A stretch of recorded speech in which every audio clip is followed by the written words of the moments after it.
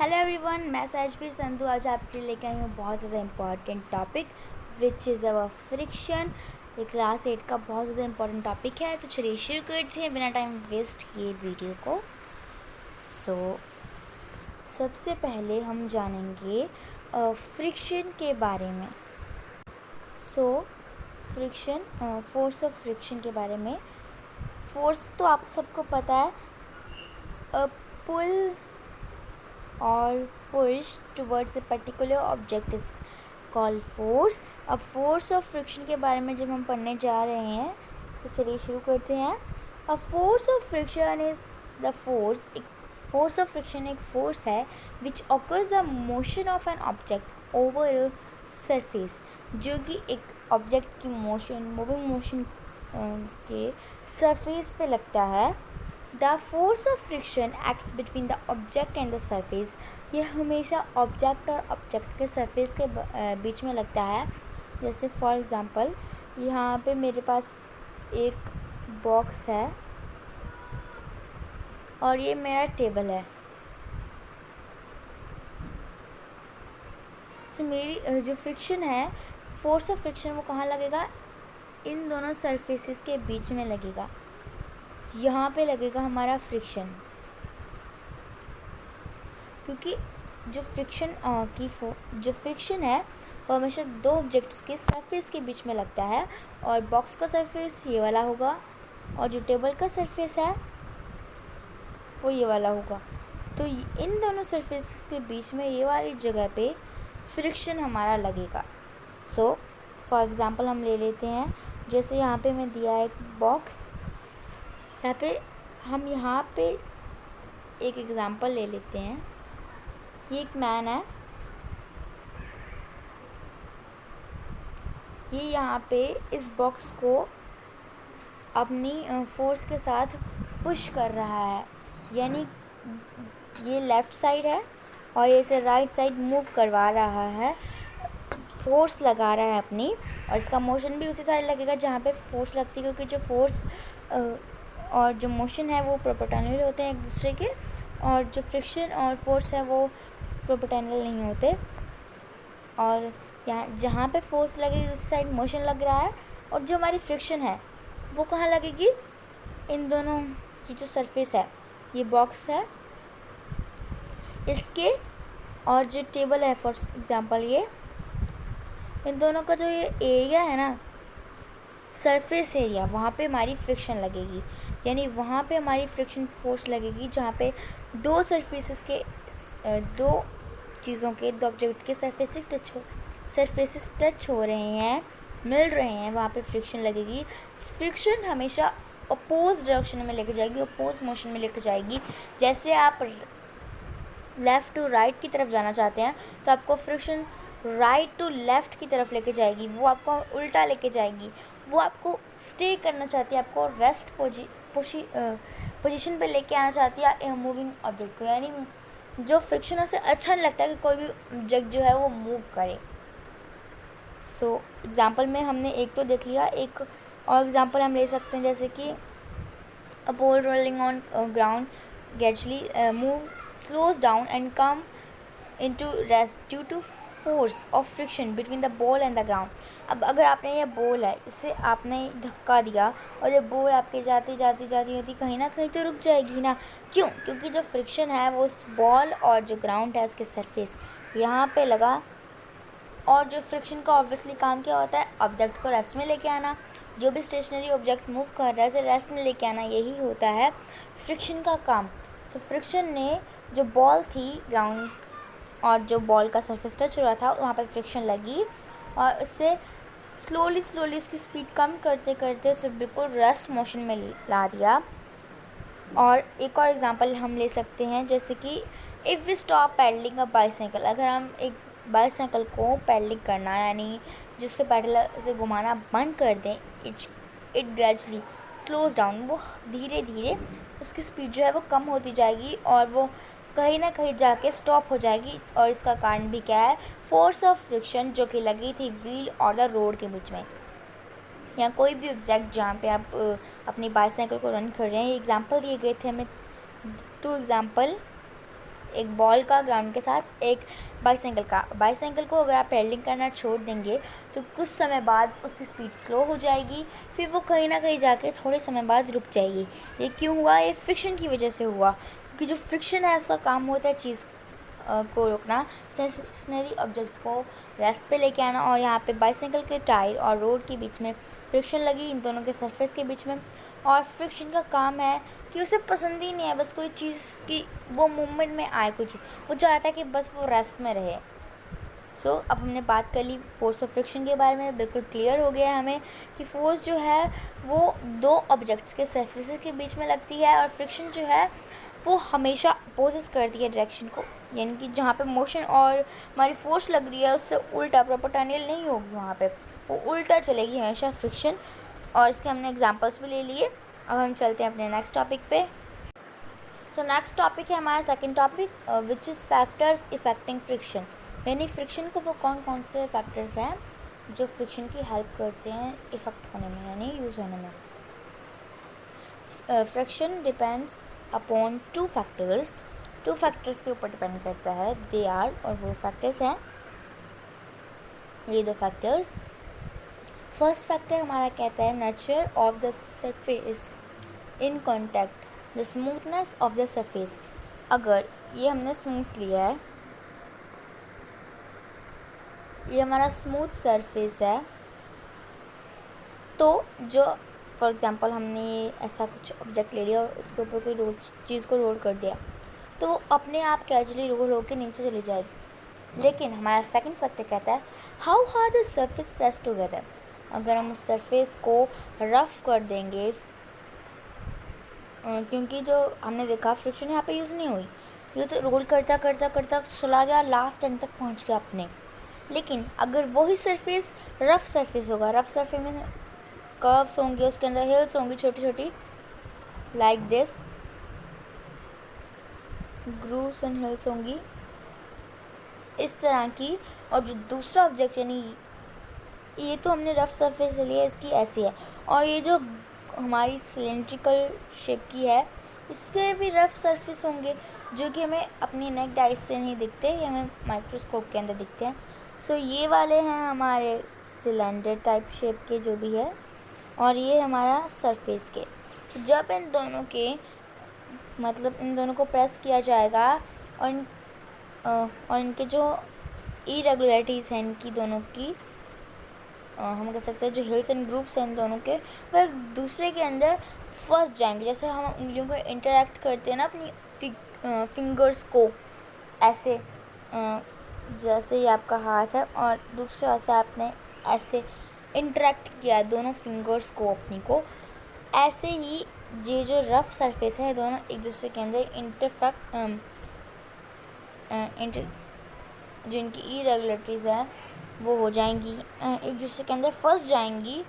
और इसी वजह से जो सिलेंड्रिक बॉल है ये पूरा नीचे तक नहीं जा पाएगी, एक जगह पे जाके ही रुक जाएगी, क्योंकि इसकी इरेगुलरिटीज़ जो है वो इसे आगे मूव नहीं करने देंगे और आपकी बहुत ज़्यादा फोर्स लग जाएगी इसे मूव करवाने में। इसे हम स्मूथली समझते हैं। फॉर एग्ज़ाम्पल यहाँ पे मेरे पास एक बुक है, ये बुक है मेरी,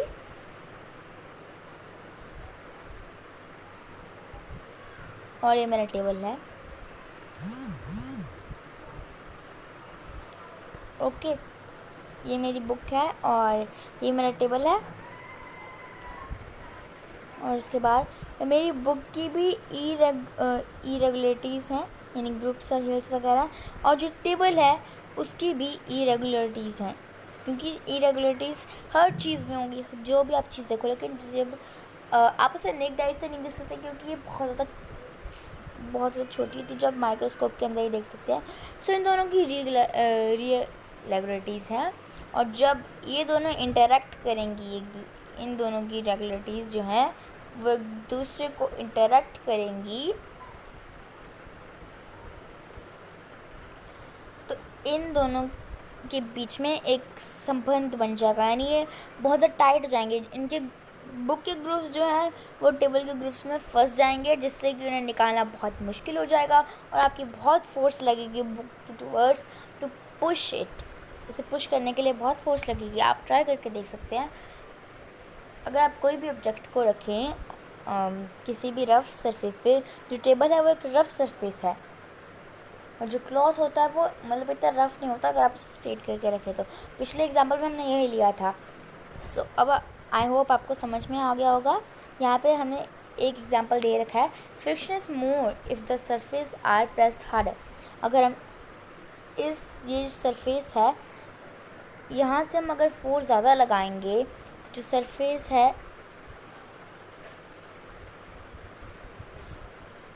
अगर हम सरफेस की टूवर्ड्स ज़्यादा ज़ोर से प्रेस करेंगे, ज़्यादा हायर ऑब्जेक्ट लेंगे तो हमारी उतनी फोर्स ज़्यादा लगेगी, लेकिन फ्रिक्शन जो है वो कम लगेगी। द फोर्स पे हम ज़्यादा ज़ोर से प्रेस नहीं करेंगे, यानी अगर स्मूथ होगा तो हमारी कम लगेगी, अगर वो रफ़ सरफेस होगा तो हमारी जो फोर्स है वो ज़्यादा लगेगी टूवर्ड्स फ्रिक्शन। नेक्स्ट है हमारा कॉजेज़ ऑफ फ्रिक्शन, यानी फ्रिक्शन जो है वो किस कारणवश होती है। So friction is cause due to the interlocking of irregularities between the two surfaces in the contact. जैसे कि ये एक ऑब्जेक्ट है, फर्स्ट ऑब्जेक्ट, और ये सेकेंड ऑब्जेक्ट है,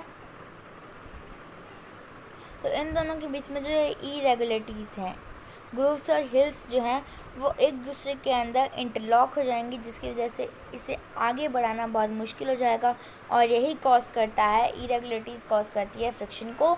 स्मूथ सरफेसेस के जो स्मूथ सरफेसेस उनमें बहुत कम इरेगुलरिटीज़ होती हैं दो सरफेसेस के बीच में, लेकिन जो रफ़ सरफेसेस होते हैं जिनमें बहुत ज़्यादा नंबर में इरेगुलरिटीज़ पाई जाती हैं दो सरफेसेस के बीच में, और यही द मेन कॉज होता है। इसीलिए जो रफ़ सरफेस है, जैसे आपने कोई वुडन ऑब्जेक्ट ले लिया और उसके ऊपर अपनी बुक को पुश करोगे तो आपको बहुत ज़्यादा फोर्स लगानी पड़ेगी, अपनी पुश मोमेंट बहुत ज़्यादा फोर्स लगानी पड़ेगी, अपनी मस्कुलर फोर्स जो आप पिछले चैप्टर में पढ़ी होगी। मस्कुलर फोर्स बहुत सारे टाइप की फोर्स होती है, तो वो लगानी पड़ेगी और ये जो इरेगुलरिटीज़ हैं एक दूसरे के अंदर इंटरलॉक हो जाएंगी, इसी वजह से आपकी फ़ोर्स बहुत ज़्यादा लगेगी और यही कॉज होता है फ्रिक्शन का। यही मेन कॉज होता है फ्रिक्शन का, जब दो सरफेसेस की इरेगुलरिटीज़ एक दूसरे के अंदर इंटरलॉक हो जाती हैं और उसे निकालना बहुत ज़्यादा मुश्किल हो जाता है और इसी वजह से वहाँ पर फ्रिक्शन लगती है।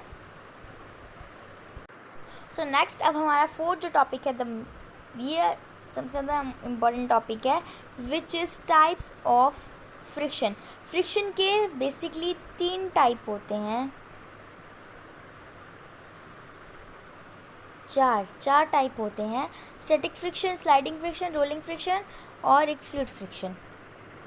सबसे पहले हम 3 बेसिक मेन टॉपिक देखेंगे, फ्रिक्शन के टाइप देखेंगे, which are static friction, sliding friction और रोलिंग फ्रिक्शन। जो स्टैटिक फ्रिक्शन है ये फ्रिक्शन ये तब लगता है जब कोई ऑब्जेक्ट जो है वो रेस्ट पे हो, यानी कोई स्टेशनरी ऑब्जेक्ट जब अपनी मूवमेंट मोशन में ना हो तब लगता है हमारा static friction.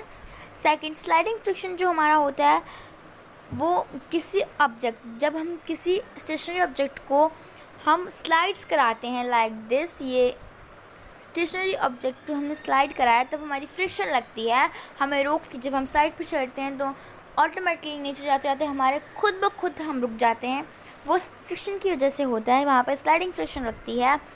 Lastly is rolling friction, जो कोई चीज़ जब किसी चीज़ के ऊपर रोल कर रही है तो जो ऑब्जेक्ट जो रोल कर रहा है सरफेस पे उस फ्रिक्शन को हम कहेंगे रोलिंग फ्रिक्शन। स्लाइडिंग फ्रिक्शन जो है वो टाइटली लेस होती है स्टैटिक फ्रिक्शन से। स्टैटिक फ्रिक्शन क्या होता है, जब कोई जैसे ऑब्जेक्ट जो है ये रेस्ट में है और अब हम इसे पुश कर रहे हैं, अपना पूरा फोर्स लगा रहे हैं तो हमारा बहुत ज़्यादा फोर्स लग रहा है, लेकिन जो स्लाइडिंग फ्रिक्शन है जो कि टेढ़ा है, बिल्कुल स्लैंटिंग फ्रिक्शन है, उसमें हमारी फोर्स कम लगेगी स्टैटिक फ्रिक्शन से, क्योंकि स्लाइडिंग फ्रिक्शन में हमें थोड़ी सी फोर्स से हमारा काम चल जाएगा, जैसे यहाँ पे स्लाइडिंग में चल जाएगा। लेकिन जो ये स्टैटिक फ्रिक्शन है इसमें हमें बहुत ज़्यादा फोर्स लगानी पड़ेगी एक चीज़ को दूसरे पर्टिकुलर प्लेस तक लेके जाने के लिए, और जो स्लाइडिंग फ्रिक्शन है इसमें हम कैजुअली स्लाइड करेंगे तो हमारी फ्रिक्शन मूव हो जाएगी। सेकंड जो है पॉइंट वो कहता है rolling friction is less than sliding friction and static friction.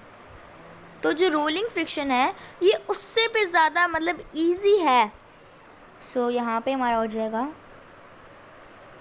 Rolling friction,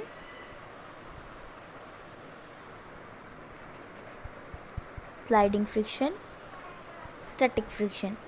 सबसे रोलिंग, फिर स्टैटिक, फिर रोलिंग, फिर स्लाइडिंग और फिर स्टैटिक। अब रोलिंग इजी क्यों है? जब भी आप अपने रेलवे स्टेशन पे, तो आप सभी गए होंगे, तो वहाँ पे आप कुलीस को देखते हैं। तो कुलीस को जब आप अपना सामान देते हैं कुली वालों को, तो वो आपके बड़े बड़े ट्रंक हैं। फॉर एग्ज़ाम्पल आपके पास 2 ट्रंक हैं, बड़े बड़े बॉक्सेस हैं, एक के नीचे टायर लगे हैं, एक के नीचे टायर नहीं लगे हैं। और जिसके नीचे टायर नहीं लगे हैं वो आप पुलिस को देंगे। और पुलिस की जो एक जैसे एक लंबा सा उनका व्हीकल होता है जिसके नीचे टायर्स लगे होते हैं, और जिस पे वो पैसेंजर्स का सामान लेके जाते हैं जहाँ रेलवे स्टेशन के बाहर तक। उसके नीचे टायर्स लगे होते हैं। कभी आपने सोचा उसके नीचे टायर्स क्यों लगे थे? क्योंकि टायर्स के साथ मूव करना बहुत ईजी हो जाता है। जैसे आपने ट्रॉली देखी होगी, तो ट्रॉली को जब हम मूव कराते हैं तो हमारे लिए उसे लेके जाना बहुत ईजी हो जाता है, चाहे उसमें जितना मर्जी वज़न हो। लेकिन अगर वही वज़न हमें खाली बॉक्स में डाल दें जिसके नीचे टायर ना लगे हों, तो जब हम उसे उठाएँगे तो वो हमें ज़्यादा भारी लगेगा एज़ कम्पेयर टू रोलिंग वाली जो टायर्स का बॉक्स था हमारी ट्रॉली से, वो ज़्यादा भारी लगेगा हमें। जिस बॉक्स में हमने अपना वही सामान, सेम सामान डाला तो भी हमें भारी लगेगा, क्योंकि जो टायर्स हैं वो बहुत ज़्यादा हेल्प करते हैं। जैसे जो चीज़ जब रोल होती है, जब कोई फ्रिक्शन रोलिंग में लगती है, तो वो बहुत ज़्यादा ईजी हो जाता है उसे कैरी करना। इसीलिए रोलिंग फ्रिक्शन जो है वो इजी होती है स्लाइडिंग से, और स्लाइडिंग फ्रिक्शन स्टैटिक से। स्टैटिक फ्रिक्शन तो बहुत ज़्यादा डिफ़िकल्ट होती है। अगर आप एक अलमीरा को जिसके नीचे कोई टायर्स नहीं लगे उसमें पुश कर रहे हैं दूसरी साइड लेके जाने के लिए, तो उसकी जो इरेगुलरिटीज़ हैं वो और फ्लोर की इरेगुलरिटीज़ हैं वो एक दूसरे के अंदर इंटरेक्ट हो जाएंगी, और जिसकी वजह से जो है आपको पुश करना बहुत मुश्किल हो जाएगा। ये होता है हमारा स्टैटिक फ्रिक्शन में। स्लाइडिंग फ्रिक्शन में इरेगुलरिटीज़ होती हैं लेकिन इतनी नहीं होती, वो स्लाइड कर जाती हैं हमारे फ्लोर के ऊपर, सरफेस के ऊपर। और रोलिंग फ्रिक्शन में तो जैसे आप टायर देखते हैं, टायर का सारा हिस्सा थोड़ा ना ज़मीन के साथ लगता है, कुछ हिस्सा ज़मीन के साथ लगता है, और फिर वो रोल होके फिर घूम जाता है, फिर घूम जाता है, फिर घूम जाता है। इसी वजह से रोलिंग फ्रिक्शन में सबसे कम फ्रिक्शन लगती है, जिसकी वजह से हमारा जो रोलिंग फ्रिक्शन का जो ऑब्जेक्ट है वो चलता रहता है, रुकता नहीं है। और इसीलिए रोलिंग फ्रिक्शन जो है वो द मोस्ट फ्रिक्शन मानी जाती है, जिसमें लेस हमारी फोर्स लगती है, लेस इफेक्ट लगता है। और उसके बाद स्लाइडिंग फ्रिक्शन और देन स्टैटिक फ्रिक्शन। अब हम चलते हैं नेक्स्ट, हमारा 5th टॉपिक है friction is sometime useful. Friction जो है वो हमारे लिए कई बार यूज़फुल होती है। जैसे कि friction is useful for many of our daily activities. हमारी बहुत सारी डेली एक्टिविटीज़ के लिए फ्रिक्शन की ज़रूरत पड़ती है। फॉर एग्ज़ाम्पल अगर हमें किसी ग्लास को उठाना है टेबल से, तो फ्रिक्शन की ज़रूरत पड़ेगी, क्योंकि अगर फ्रिक्शन ना हो तो ग्लास जो हम हैं वो ग्लास को पकड़ ही नहीं पाएंगे। वॉक करने के लिए भी हमें फ्रिक्शन की ज़रूरत पड़ती है। अगर फ्रिक्शन नहीं होगा, इरेगुलरिटीज़ नहीं लगेंगी हमारे शूज़ एंड चप्पल जो भी पहन रखा है आपने रूट के साथ, तो हम चल भी नहीं पाएंगे, और हम अपने कॉपी पे लिख भी नहीं पाएंगे हाथ से, ना ही ब्लैक बोर्ड पे, और ना ही कोई कार जो है वो मूव कर पाएगी, क्योंकि उसकी इरेगुलरिटीज़ जो है वो फ्रिक्शन में इंटरलॉक ही नहीं होंगी। अगर फ्रिक्शन ही नहीं होगी तो कोई कार मूव ही नहीं कर पाएगी, और कोई भी बिल्डिंग या घर भी नहीं बन पाएगा, क्योंकि फ्रिक्शन और जो हाउस की इरेगुलरिटीज़ हैं वो मिलके से मजबूत बनाती हैं। इसे हम थोड़ा अच्छी तरह समझ लेते हैं। It is possible to hold a tumbler due to friction between the hand and the tumbler। जो भी बर्तन है, अगर वो हम फ्रिक्शन नहीं होगी तो हम उस बर्तन को पकड़ नहीं पाएंगे। और जैसे मैंने आपको बताया, हम लिख नहीं पाएंगे पेपर पे, क्योंकि फ्रिक्शन नहीं लगेगी पेन और पेंसिल या पेपर के बीच में। और हम ब्लैक बोर्ड पर नहीं लिख पाएंगे, क्योंकि फ्रिक्शन ही नहीं लगेगी जब 2 सरफेसेस के बीच में, जब उनकी इरेगुलरिटीज़ इंटरलॉक ही नहीं होंगी, तो कैसे फिर वो हम कोई चीज़ को मूवमेंट में लेके आएंगे रेस्ट से? कैसे हम किसी चीज़ को फ्रिक्शन की हेल्प लेके कुछ कर पाएंगे? अगर फ्रिक्शन नहीं होती तो शायद हम इतना डेवलप नहीं हो पाते। फ्रिक्शन जो है वो ब्रिक्स पे भी लगती है, कंस्ट्रक्टिंग बिल्डिंग्स पे। अगर ब्रिक्स पे फ्रिक्शन नहीं लगती तो शायद बिल्डिंग खड़ी नहीं हो पाती और हम रहते कहाँ। यानी ह्यूमन के लिए फ्रिक्शन बहुत ज़्यादा यूज़फुल है समटाइम्स, यानी कुछ समय के लिए, लेकिन इसके ये फ्रिक्शन जो है एक नेसेसरी ईवल भी है, यानी हमारी हेल्प भी करता है और हमारा दुश्मन भी है और दोस्त भी। जैसे हमने पढ़ा ना microorganisms as friend and foe, तो हमारा फ्रेंड भी है और फो भी है। फ्रेंड हमने पढ़ लिया, अब बढ़ते हैं इसके फो की तरफ। सो फ्रिक्शन इज समटाइम अनडिसाइडेबल, यानी फो हमारा दुश्मन बन जाता है कई बार फ्रिक्शन। अब फ्रिक्शन हमारा दुश्मन क्यों बनता है, एनिमी क्यों बनता है? जब भी हम रोड पे चलते हैं तो हमारे शू या चप्पल की इरेगुलरिटीज़, रोड की इरेगुलरिटीज़ जो होती हैं उनके साथ जो हमारी इरेगुलरिटीज़ हैं चप्पल्स वगैरह की, जो भी हम फुटवेयर पहन रहे हैं उसकी रोड की इरेगुलरिटीज़ के साथ इंटरलॉक हो जाती हैं, जिसकी वजह से हमारे कई बार शूज़ के जो सोल्स हैं वो फ्रिक्शन की वजह से फट जाते हैं, घिस जाते हैं। और जो टायर होते हैं बाईसाइकिल के या कार्स वगैरह के, वो भी फ्रिक्शन की वजह से वेयर आउट हो जाते हैं, यानी फट जाते हैं, ख़राब हो जाते हैं, घिस जाते हैं। और जो स्टेप ऑफ स्टेयर्स है उन जब हम उन पर अपना फुट लेके चढ़ते हैं और जो रेलवे स्टेशन वो भी फेयर आउट हो जाते हैं ड्यू टू फ्रिक्शन, क्योंकि हम चढ़ते जाते हैं तो घिस जाते हैं। नाइफ्स और रेजर्स जो है वो भी अपनी लूज़ कर देते हैं शार्पनेस को, क्योंकि ना हम बार बार यूज़ में लेके आते हैं तो उनकी शार्पनेस तो ख़त्म होगी ना। इसीलिए फ्रिक्शन हमारा ईवल भी है। कुछ कारण है फ्रिक्शन के जो कि हमें नेसेसरी बनाते हैं फ्रिक्शन को, और कुछ कारण है जो फ्रिक्शन को हमारा एनिमी बनाते हैं, यानी हमारा दुश्मन बनाते हैं। जैसे कि हमने देखा, जैसे जूते का जो शोल्स होते हैं, ये वाला चीज़ ये घिस जाता है, लाइक ये यहाँ से घिस गया, टायर्स ये घिस चुके हैं कार्स वगैरह के, ये फ्रिक्शन यहाँ पे ये यहाँ से घिस चुका है। और जो हमारे नाइफ्स हैं वो भी स्मूथ थी, फिर उससे कम होती गई, उससे कम, यानी उनकी स्मूथनेस शार्पनेस कम होती जा रही है। ये फ्रिक्शन का एक मेन बेसिक साइड इफ़ेक्ट है, साइड इफ़ेक्ट नहीं कह सकते हम, अनडिसाइडेबल है जो है वो फ्रिक्शन कई बार करता है। और कई बार तो एक्सीडेंट भी हो जाते हैं फ्रिक्शन के कारण। जैसे कि आगरा की जो रोड्स होती हैं पिछले साल बहुत गर्म थी और जो कार है वो हीट प्रोड्यूस करता है। जैसे अभी मैं आपको बताऊंगी हीट कैसे प्रोड्यूस होती है।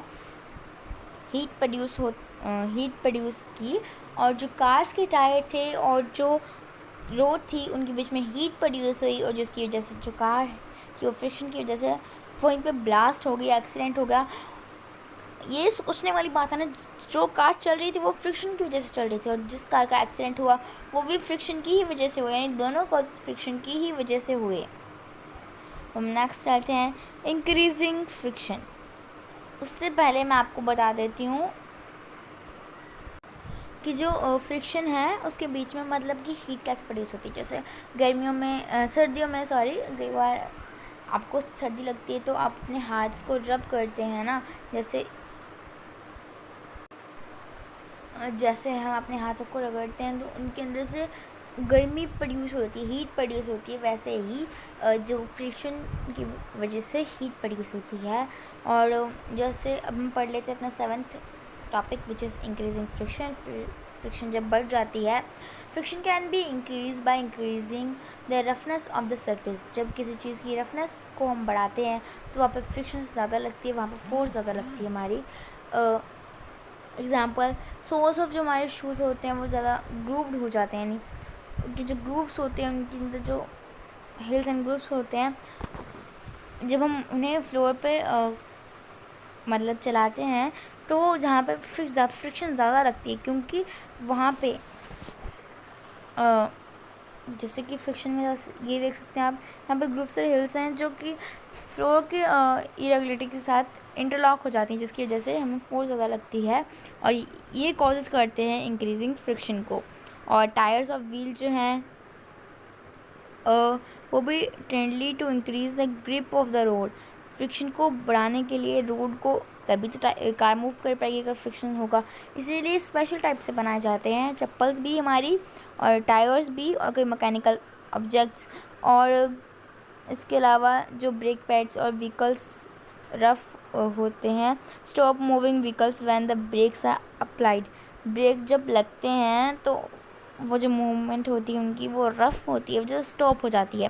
और जब भी कोई जेनेमेटिक्स करता है तो वो अपने हाथों पे पहले कुछ ग्रीजिंग कर लेता है, जिससे कि उसके हाथ जो है वो अच्छी तरह से ग्रिप हो जाए और वो अच्छी तरह से अपनी परफॉर्मेंस कर सके, जिसकी वजह से वो इंक्रीज़ कर पाएगा फ्रिक्शन को और ज़्यादा लॉन्ग टाइम तक किसी चीज़ को किसी चीज़ को होल्ड कर पाएगा। Next is reducing friction. Friction को कम करने के लिए भी बहुत सारे यूजेस किए जाते हैं। जैसे फ्रिक्शन को कम करने के लिए लुब्रिकेंट्स यूज़ किए जाते हैं, जैसे पाउडर्स, ऑयल एंड ग्रीस। जब आप कैरम खेलते हो तो आपको स्टिकर को, यानी जो आपकी जो कैरम से होते हैं, तो स्टिकर को अच्छी तरह मूव कराने के लिए आप उसके ऊपर पाउडर वगैरह लगा देते हो, तो उससे अच्छी तरह आपका स्टिकर मूव करता है। लुब्रिकेंट्स क्या होते हैं? कोई भी ग्रीसिंग या चिकनी चीज़, जैसे पाउडर, ऑयल, ग्रीस, उससे जब आप किसी चीज़ पे लगाते हो तो जैसे इस ऑब्जेक्ट के बीच में लुब्रिकेंट लगाया जाएगा, ग्रीसिंग की जाएगी, तो ये ऑब्जेक्ट जब ग्रीसिंग की गई तो यहाँ पे फ्रिक्शन बहुत कम लगेगी, क्योंकि इनकी जो इरेगुलरिटीज़ हैं वो तो एक दूसरे के साथ मिल ही नहीं पाएंगी, क्योंकि हमने तो वहाँ पे लुब्रिकेंट्स लगा दिए। तो जब लुब्रिकेंट्स लगा दिए, लुब्रिकेंट्स इन दोनों की इरेगुलरिटीज़ को मिलने ही नहीं देंगे। और ये व्हील्स और रोलर्स में भी यूज़ होता है ताकि फ्रिक्शन जो है वो रिड्यूस हो सके, और जो बोल्ट बीरिंग्स होते हैं उनमें भी यूज़ होता है।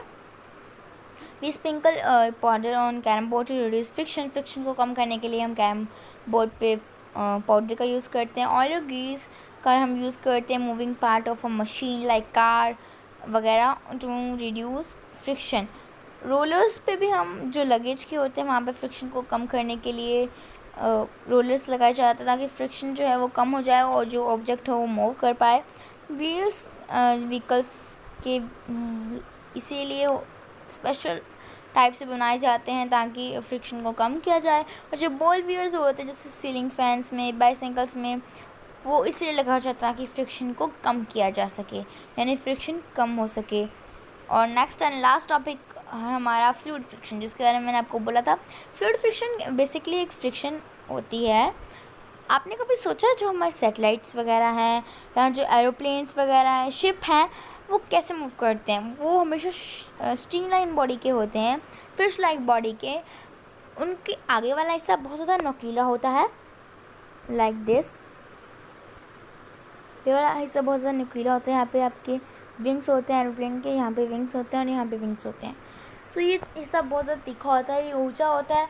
इस तरह से एकदम चिड़िया की तरह बनाया जाता है हमारे एरोप्लेन को, ताकि वो हवा को, वो एयर को चीर के जा सके, यानी वो हवा को पासेस आउट कर सके जब वो एयर में उड़े। और जो आपका शिप होता है वो मछली की तरह बनाया जाता है, मछली की शेप में, यानी आगे से वो भी दिखा होता है। और इस शेप वालों को हम फ्लूइड, इस शेप जो हमारी फ्लूइड फ्रिक्शन होता है उसे हम ड्रैग भी कहते हैं। और जो फ्लूइड फ्रिक्शन होती है वो दो ही चीज़ों, वाटर एंड एयर में यूज़ होती है। और ये इसीलिए लगाई जाती है ताकि हम एयर और वाटर में भी अच्छी तरह उस चीज़ को पासिस आउट करके दूसरी अनदर प्लेस पे पहुंच सकें। और इससे फ्लूइड फ्रिक्शन जो है वो डिपेंड करती है मेजरली 3 फैक्टर्स पे।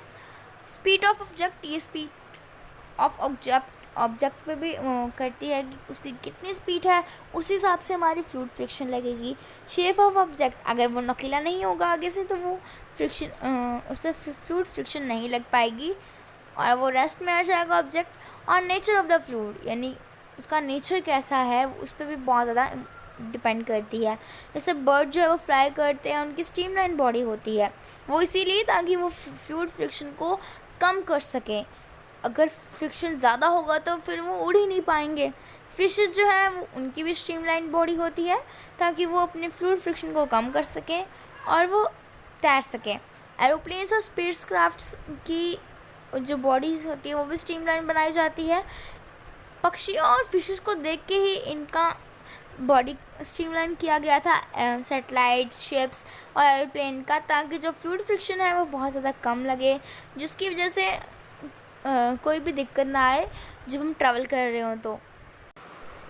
सो फाइनली हमने कंप्लीट कर लिया है अपना ये चैप्टर फ्रिक्शन, जो कि बहुत ज़्यादा इंपॉर्टेंट टॉपिक था, जिसके सारे कंसेप्ट मैंने आपको समझा दिए हैं बाय यूजिंग पीपीटी। सो आज के लिए बस इतना ही। मैं मिलूँगी आपको नेक्स्ट वीडियो में, तब तक के लिए थैंक यू।